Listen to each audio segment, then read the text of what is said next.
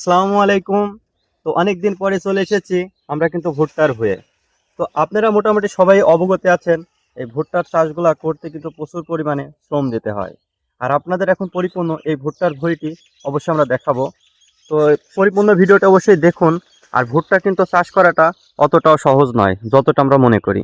আমি কিন্তু এই মুহূর্তে আপনাদের দেখাচ্ছি একদম অর্গানিকভাবে যে ভুট্টাগুলো আছে মূলত সেইগুলা। আমি যদি একটা গাছ আপনাদেরকে সিম্পলি দেখানো ট্রাই করি তাহলে বুঝতে পারবেন। এই যে আমরা কিন্তু নিচের অংশের থেকে আপনাদেরকে একদম উপরের অংশ তো আমি দেখানো ট্রাই করছি। এই যে এটা কিন্তু গ্রাম্য একটা দৃশ্য। আমরা যদি চারিদিকে লক্ষ্য করি এখানে কিন্তু প্রচুর পরিমাণে ভুট্টার চাষ হয়। মাশাল্লাহ মাশাল্লাহ, অনেক সুন্দর কিন্তু পরিবেশ। আশপাশে কিন্তু অনেকখানি জমি নিয়ে এই ভুট্টার চাষটা চলছে আমাদের এখানে। আর গ্রামের যে দৃশ্যগুলো এগুলা কিন্তু দেখতেই আসলে অনেক বেশি ভালো লাগে। আমি কিন্তু পার্সোনালি মাঝে মধ্যে এই সুন্দর জায়গাগুলো উপভোগ করার জন্য মনের অজান্তে চলে আসি এই সুন্দর সুন্দর দৃশ্যগুলা দেখার জন্য মূলত।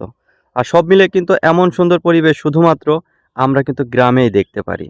আর ভুট্টা দিয়ে কি তৈরি হয় আপনারা মোটামুটি সবাই কিন্তু অবগত আছেন। আমরা একটা জিনিস জানি যে বিস্কিট কিন্তু আমরা সচরাচর খেয়ে থাকি।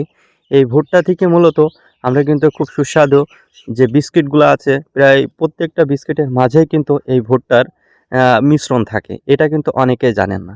আবার অনেক সময় আছে যে আমরা যে ভুসিগুলা দেখি গরুর খাবারের জন্য, মূলত সেই খাবারগুলোও কিন্তু এই ভুট্টা দিয়ে তৈরি।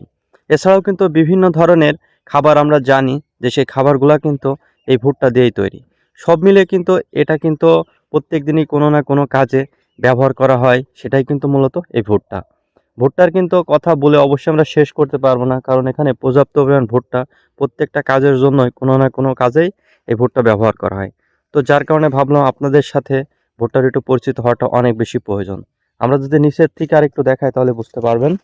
এই যে আমরা কিন্তু দেখছি যে ভুট্টার এই গাছগুলো এগুলো কিন্তু লাইন বাই লাইন কিন্তু মূলত লাগানো হয়েছে। এটা কিন্তু সারি সারি আকারে কিন্তু লাগানো থাকে।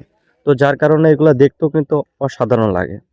আর ভিডিওটা অনেক বেশি লং হয়ে যাচ্ছে, তো যার কারণে খুব বেশি বড় করছি না।